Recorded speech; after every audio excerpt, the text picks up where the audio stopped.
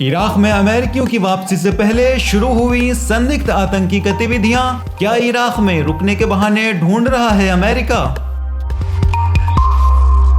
मंगलवार को इराक के बसरा शहर में एक अस्पताल के करीब धमाका हुआ, जिसमें कम से कम 16 लोग मारे गए और 10 अन्य घायल हो गए।